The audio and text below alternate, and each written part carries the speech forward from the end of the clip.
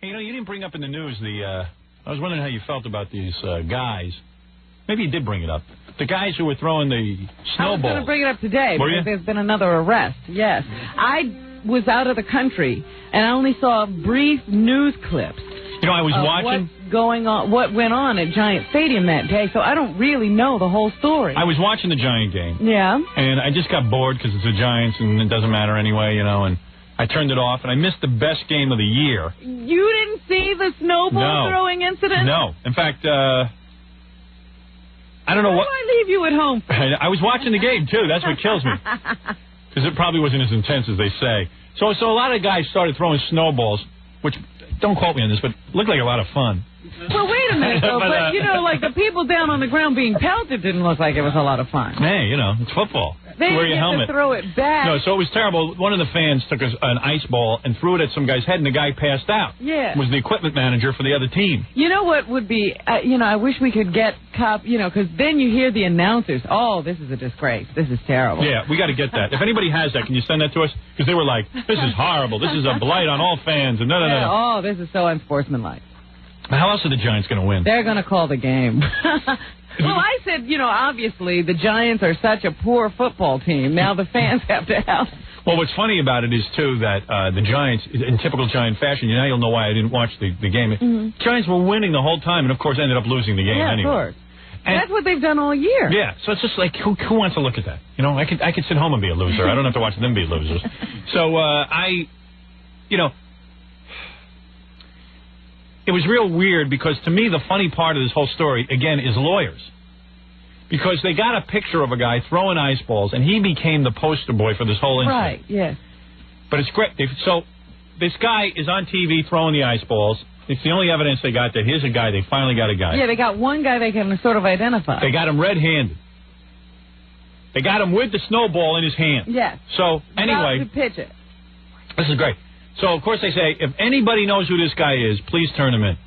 We offer $1,000. Well, every one of his friends turned him in. Yes. People are, they're going to get about $5 now. Right. Right. Now, people have said to me, you know, if they had videotape of O.J. killing Nicole, then they could have convicted him. I said, no, that jury would not have convicted O.J. Simpson under any circumstances. Because here you have a guy with a snowball in his hand. This guy's terrific. He got himself a lawyer. And now the lawyer and him said, I don't know, I read somewhere in the paper, he said, I'm thinking of suing the New York Giants. Listen to this. He's going to sue the Giants. For? He says he took the snowballs having a snow fight. He has videotape to prove he has a snow fight with the other fans. He never threw a snowball, and they've slandered his good name.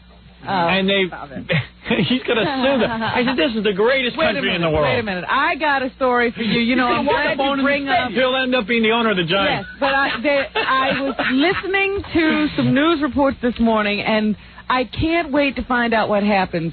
A guy was in a car, right, eating a Big Mac or something from McDonald's. Right. That's the best.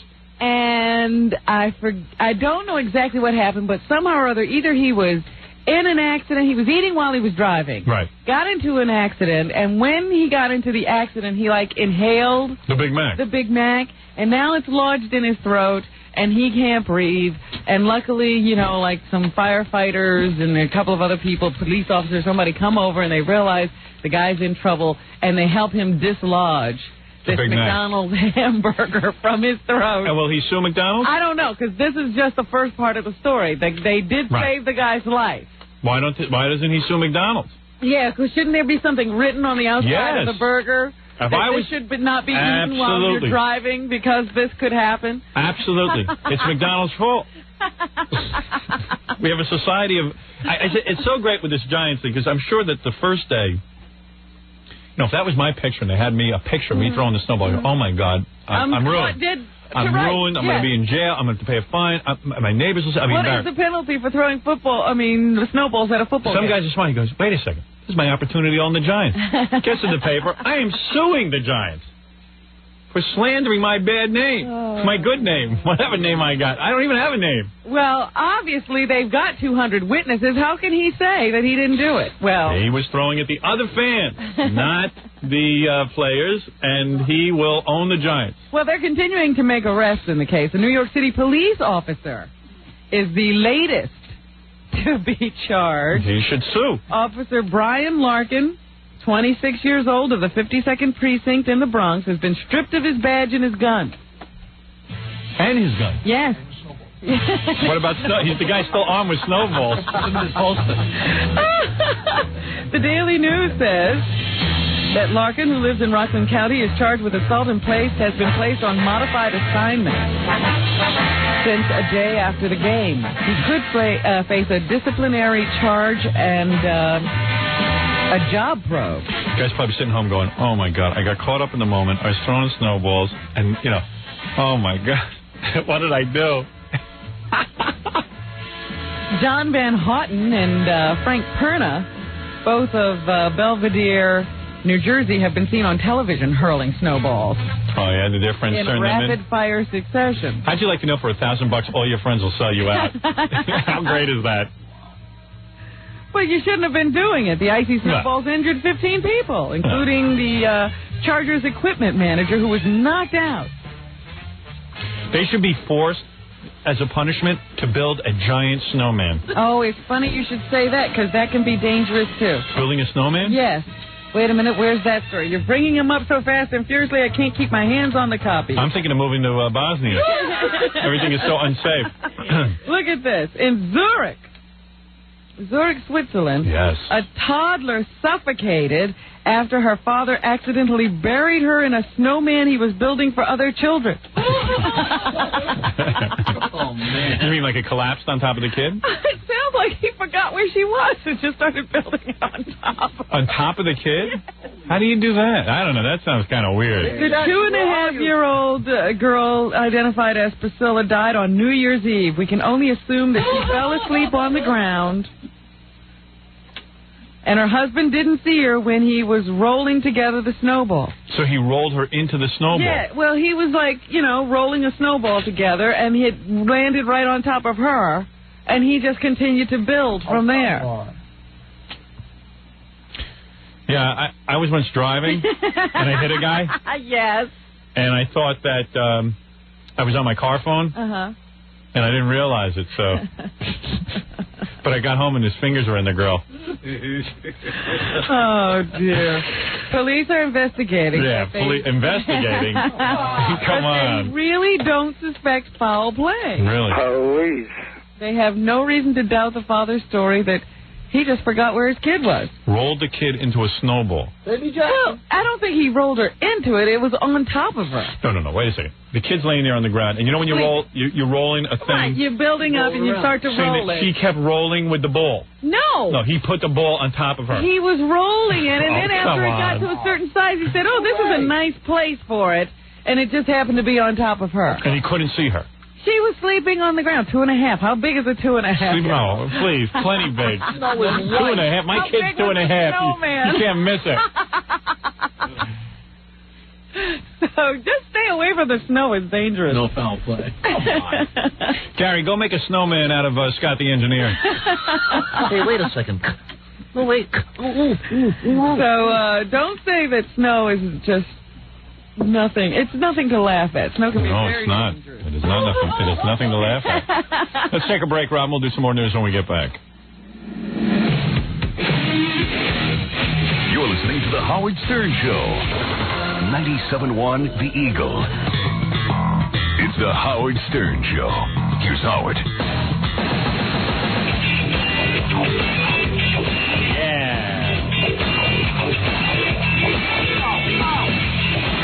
This is a cool song, you know, Higher Ground, Stevie Wonder song done by Red Hot Chili Peppers.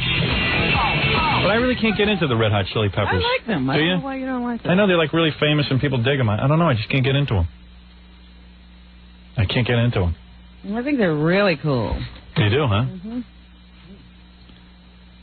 I don't know, man. I don't know what's going on. Because they're different, you know, like nothing sounds the same. It's everything sounds different. I like that. I think everything sounds different. I'll agree with you there, but I just don't like it. You just don't like that difference. Yeah, I know what you mean. Each song is different. Yeah, like there's a Red Hot Chili Pepper sound. Right. So after the time when you listen to it, it's like, who's that? Oh, that's the Red Hot Chili Peppers, too. I read an interview with Madonna. She said she's really into them because in the video they kiss each other. Oh, please. She's a wacko. I'm telling you, that guy on trial is perfect for her. He's no crazier than she is. That's right. Because it's really good. They're not uptight because they kiss each other. And Anthony Kiedis wears a dress. You know, he wears a dress in that new video where he's rowing the boat. Yeah. And it's like, big deal. So what? I say Madonna should be on trial. Believe me, if she hadn't made all that money, she probably would be. That's right. What she was doing. Didn't I read somewhere where they were saying that she drives? I don't know if this is true or not, but she was driving around in a limo picking up like Puerto Rican guys. I have read that in articles before. Yeah, so what's she's a stalker too. Yeah, so what's the matter? She can't sleep with that guy? Give him a little pleasure? Look, sometimes like I said, he's not that bad like looking. To choose. They just like to choose. No, he actually looks pretty decent here in this picture. A lot of girls would like him jumping over the fence. Women are looking for that kind of romance. Madonna's turning it away. Yeah, she's uptight.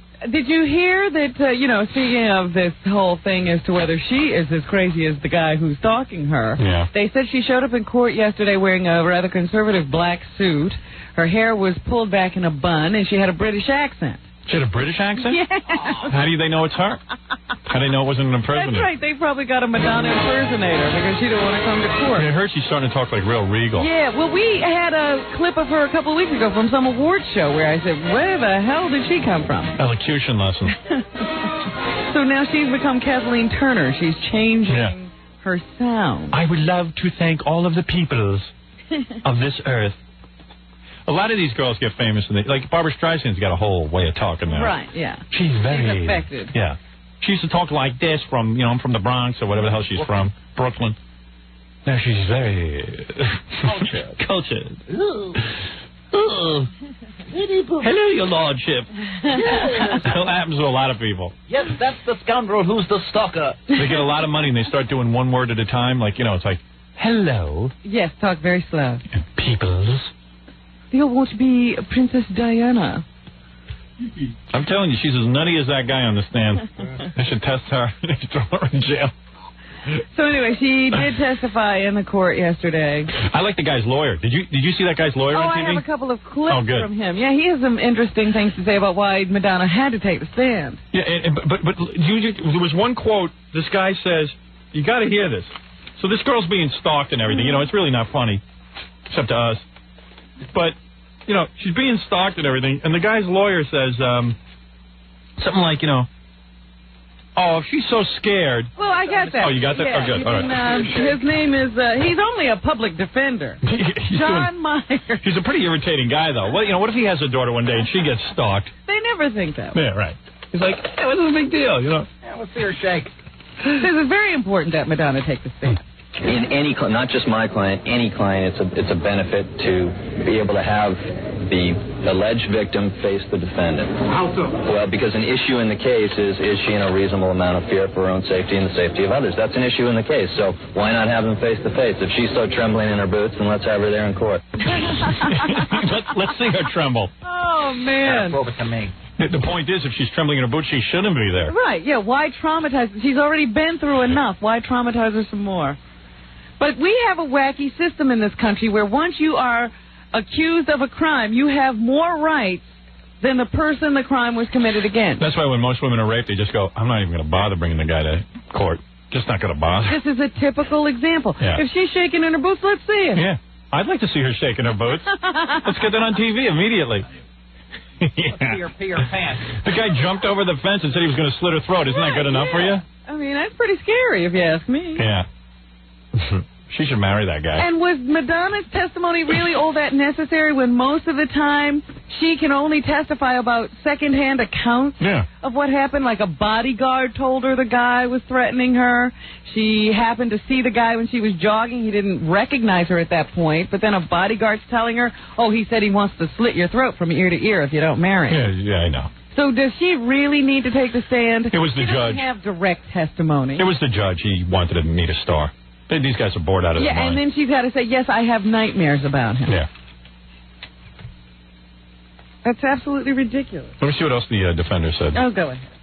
I don't mean to disappoint you. I do not, for one moment, want to talk about her credibility or anything about her attitude or demeanor as a witness until the case is concluded. We're going to try the case entirely in the courtroom. But John Myers must be thanking his lucky stars as a public defender that he got this case. It's a fun case. All of a sudden, he's being interviewed. Yeah. He's, I'm not going to talk about that. I'm going to try this case in court. There you go. It's fun. Everything is fun. It's a career move. Anyway, so but if Madonna was really wild, like her image, she wouldn't have had a problem with it. No, she would have married him. She would have said, "I finally found a guy I can relate to." But the man of my dreams. Yeah, she'd be like, "Hey, wait a second, this guy's pretty inventive." Did it like Madonna when she was trying to get her records played? Didn't she like used to sleep on the floor here at the radio station and stuff? She did a lot of crazy stuff. Yeah. So there you go. Here's another crazy guy like you. But there's a line now, and this guy obviously crossed over. Hey, how did he know? He's crazy. I could see if the public defender said, hey, look, my client's crazy, and we're just trying to, we obviously know he's guilty, so why don't we... But instead, they're like, hey, he's so bad, let's see her come in here. I bet you she's not shaking. Well, this was the most amazing thing I've seen so far. There's a trial going on in North Carolina against this guy who's accused of killing Michael Jordan's father. Yeah. The defense claims that the body found in the South Carolina swamp wasn't James Jordan. So they're saying that's not even Michael Jordan's father. That's their defense. Yeah. We might have killed him, but that isn't his body. Yeah. I'm like, these lawyers are incredible. They're great. That's why liar and lawyer is so closely... That's when they named lawyers. They were calling them liars. They just changed the letters. Well, the prosecution is expected to refute the defense's claim that the body found in South Carolina was not that of James Jordan. The trial is moving along. Michael Jordan is not attending. Yesterday, in the first day of testimony, a witness said he was fishing in the same spot Jordan's body was found during the time period when the state says the body was thrown into the water. The witness said he didn't see a body. So I see. I don't know why he was on the stand. Another guy who shouldn't have been in court. The Republicans in the House have rejected President Clinton's charge that they're responsible for this shutdown. They claim that the president is responsible for the shutdown because he won't come to an agreement that would end or balance the budget in 7 years. So people are still out of work. It's now 20 days since over 700,000 federal workers were sent home. And no end in sight. They still can't seem to come to terms. The Senate wanted to pass a stopgap measure. The House rejected it. They say they're going to continue to hold the president's feet to the fire. People who are trying to pay their mortgages are saying, but why use us? I'd say a good start for the president is to get these bicycles that they're buying under control. Well, I just got a fax from somebody. I don't know if you read that whole article, that $2,400 bike. Yeah. They said the government got them for $400 apiece. Yeah, maybe. I don't know. So, I don't know. It says in the article it's $2,400. That's what I'm reading.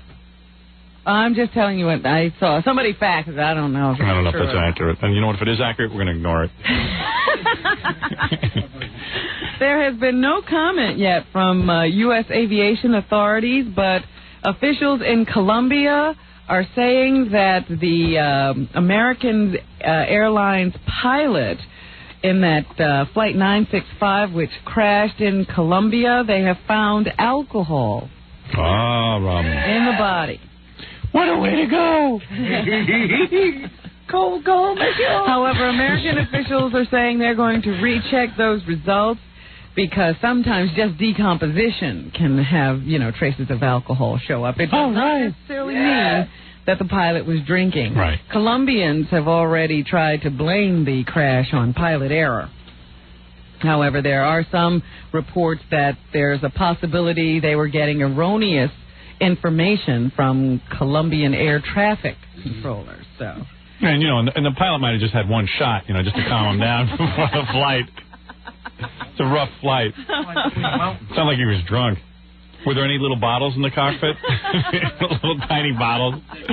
Little tiny Jack Daniels. Yeah, they found those little bottles on top of that black box. Those little bottles. Give me that wild turkey. But, they're still trying to check out what went on there because nobody seems to know exactly what happened to that plane. Well, I got to take a break here, Robin. Okay, then I can Then we can wrap up the news. figure out where I want to go next. We'll be back right after this. You're listening to The Howard Stern Show. 97.1 The Eagle. Hi, this is Jesus. I listen to Howard Stern every morning. You should too. That always gets me. I'm so thrilled that Jesus listens to the show. Oh.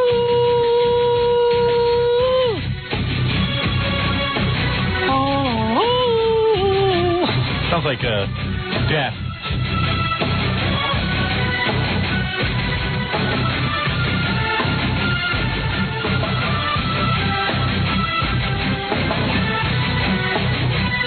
I want to get cool music like this into my movie, but I don't know how you do that. Oh, it has to fit the scene, Howard. I don't even care if it fits the scene. I just want cool music. You know? You don't care if the music matches. Yeah, I don't want the soundtrack to Forrest Gump. I don't care how many copies it sold. Okay, where were we, Robin? We were in the news. An AIDS patient who received a baboon bone marrow transplant Was found in a tree this morning. No, he is. Well, let's get an update on his All right. condition from Alice Trinkman. Alice Trinkman? San Francisco General Hospital. I went to camp with her. All right, here is Alice Trinkman on the condition of monkey transplant boy. Jeff Getty, the patient who received the baboon bone marrow infusion on December 14th, is doing very well. Mm-hmm. He's doing so well that he's going to be discharged to go home. Good for him. Yes, discharged today. Getty received the infusion, as she said, last month. Wow. Trying to replenish his AIDS-weakened immune system. And he was replenished. No, they say it'll still be a while before they know whether this experimental treatment was a success. Wowee, Rob. Another week, I suppose, will determine if the infusion was successful. Hey, I heard they found 3 fleas on the doctor.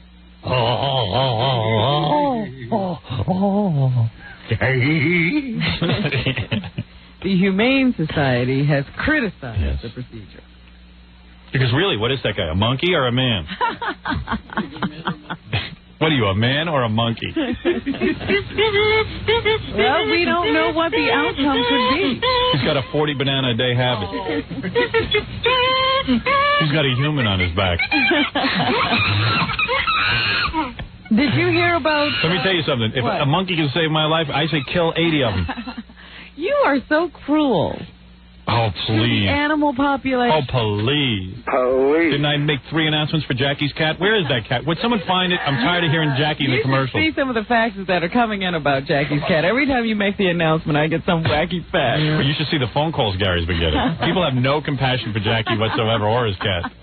Guys call up. Hello, I'm over here by the Bayville Firehouse. We found the cat. And then, like, Gary will go, oh, yeah? Well, what street is the Bayville Firehouse on? You know the street. Hang up. Then another guy goes, I have Jackie's cat. I found it in Bayville. And I'm not giving it to you unless you guys pay me some ransom. No, but I got to tell you something. As far as these animals goes, and I am very clear on this as a father of children. I don't want to hear it. Excuse me. I would like to make my statement. I do not want to hear it. I believe, and if Robin says any different, she's a liar. If you were laying there with cancer and they told you a puppy, a cute little puppy, could cure your cancer. Bye-bye puppy. I'll tell you, I'd chop but up... that's not what they're saying. Let me tell you something. They're not saying the puppy can cure your cancer. They're sure saying it can. Well, how do you find out? Let's try. Right. Well, how do you find out? Listen, I chop up Africa to cure my own headache. Not even a life-threatening disease. Just to My feel better. feeling is this. You know aspirin's made from horses' faces? Who cares? I got a headache. I sit and worry about a horse. The point is this. That's right. You have no point. Can't create any life. Mm-hmm. Why do you feel so easy about taking it? Yeah, how many chickens have you eaten? I didn't know better. Yeah, okay. Now, what else is in the news?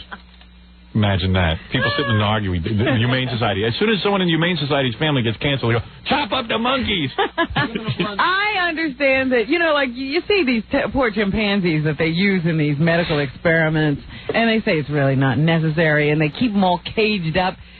Oh, please. Give the animal a break. At least put it in a nice house if you're going to do that. In Jackie's house. Let me tell you something. Jackie has a horrible house. Why should a monkey have a better house than him? By choice, Jackie has. Let me tell you something. I have a friend who has cancer, and they're on their last legs. And I got to tell you something. If I went to him and said, listen, there's this outside chance we can put some monkey marrow in you, and you're going to live, this guy would do it in 2 seconds. But did you hear what I said? At least be humane to the animal. And the guy's in pain, and it's horrible. Oh, stop it. I'd chop up 2 interns if I had a chance at life. I know you would. I sure would. Forget animals. I'd chop up people. But my one contention is that no animal has ever tried to take over the entire world. No animal has ever dropped an A-bomb. Yeah, we know that. I think they have much more right to life than we do. Right. Okay, good. All right, what else is in the news? Who's making all that money on those records? Fred. What records? Records that are sold. They're selling CDs every day by the millions. Who makes most of the money? The record company. It's not the artist. The highest paid people in recording seem to be the people who run record companies. Right. A Rolling Stone magazine survey says EMI chief Jim Fifield? Jim Fifield, yes. Gets an estimated $15 to $20 million a year for running the company.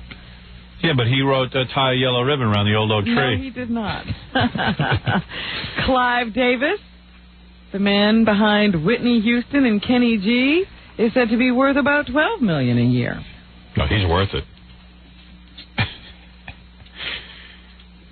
How come I loaned Tommy Mottola $20 then? Even the guys who get fired make a lot of money. Bob Morgado, he was fired from some record company and got a $60 million payoff. Harvey Leeds is a millionaire. He's just a record promotion guy. They say short of megastars like Green Day and Hootie and the Blowfish, most musicians don't make all that much money from the records. Bob Dylan's homeless. I'm not saying that. I'm simply saying that most of the guys making music aren't making all that money. You're right about that. Meanwhile, did you hear about Ron Wood? He had a little medical scare on some kind of a routine checkup or something. Ron Wood of the Rolling Stones, they found that he had a lump on his chest, and it turned out to be benign after surgery. They thought that it might be cancer. But since that little scare, Ron says he's going to try to clean up his act. Yeah. Again, a little late. Yes. We met that guy, man. There's no way he couldn't have a medical scare. Life wouldn't be fair if he doesn't get a medical scare. Every once in a while. Right. You got another cigarette? Thank you. Well, he says he's going to try. It's made him think, giving him pause. And finally, Mary Tyler Moore. Yes. I wonder if this little TV movie is going to be on tonight. I hope so. But the gist of the movie is that Mary Tyler Moore's character witnessed a murder when she was a child. And scared her ugly. Stop it. Turned her hair carrot top red. No. Will you let me tell the story? And then has to get a facelift from a fish. I mean, come on. What kind of movie is she in? The movie is about a woman who, as a child, witnessed a murder, and the murderer catches her and holds her head underwater, and she experiences oxygen deprivation. So while she looks perfectly normal and like an adult, she has the mind of a 6-year-old. Sounds like Fred. Were you held underwater as a child?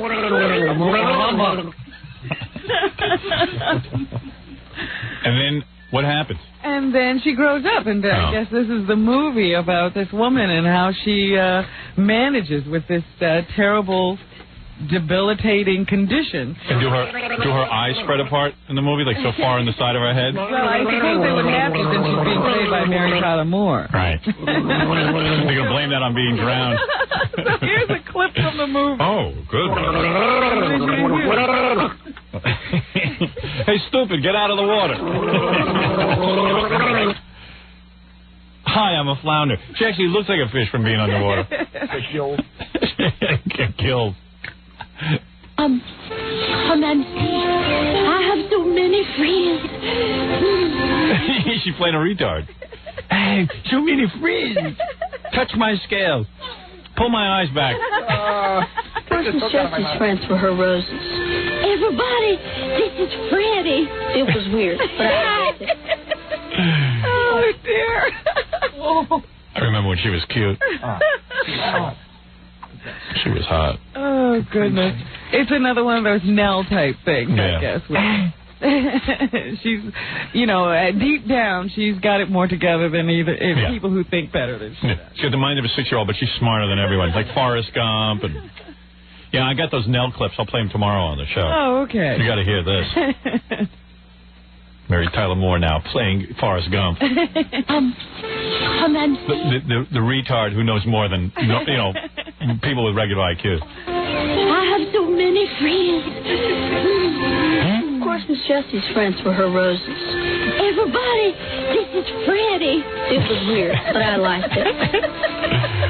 Mary Tyler Moron.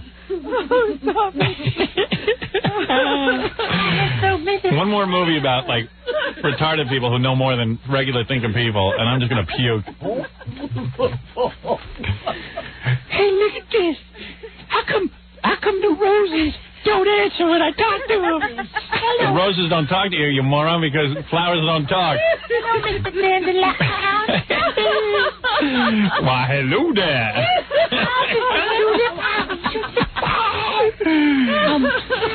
Nancy, I have so many friends.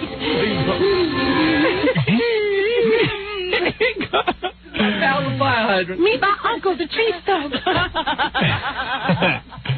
Toto, a chopped up monkey. Miss Jessie's friends for her roses. Everybody, this is Freddie. It was weird. Everybody. Oh, she's talking to the roses.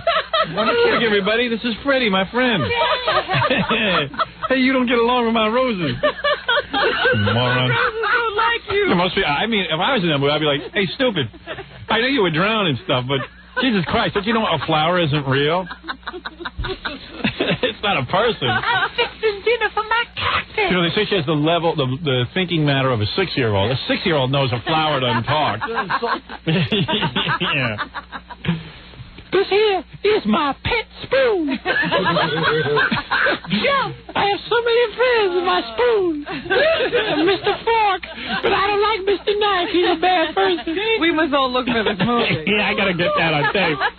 That sounds like a cool movie. I'm a moron. I know more than you. Here's my friend, the flower. I have so many friends. Ow! I burned my face answering the iron.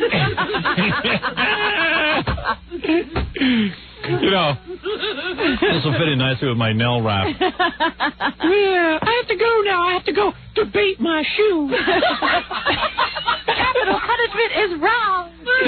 All right, we're going to take we're going to leave now. We have to go. Everybody enter the big contest. If you want to go to Scores with us, I'm telling you, it's the party of your life. You can never duplicate this party. It's impossible. It's impossible. It's a 1 in a million. If you want to do that, read a passage from my book. I really like Mary Tyler Moore. Yeah. If you have the brain of a 6-year-old. I wish Gary had the brain of a 6-year-old. I'd be happy. He's trying to get up to that level. Wolf, I'm talking to my flowers. I have so many friends.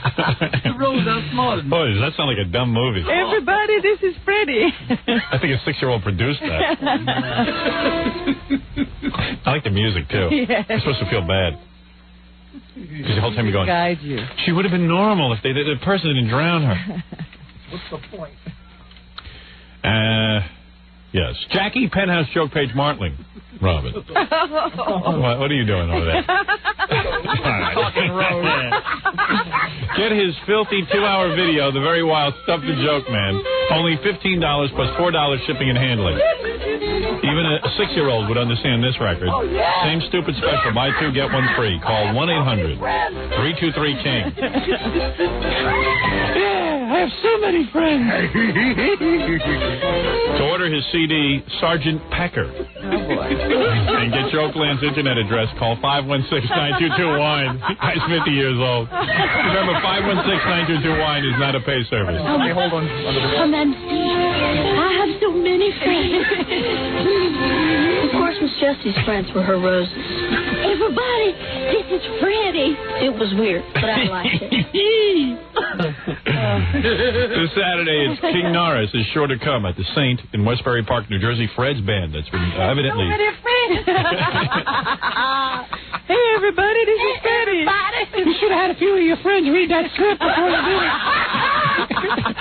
To order a signed copy of Stuttering John's CD, call 201-942. Ouch. The Rose likes it, but the Violet thinks it sucks. If you're planning a wedding or party and you need a DJ, call Scott the Engineer's Rocket Entertainment at 718-BAG-5040.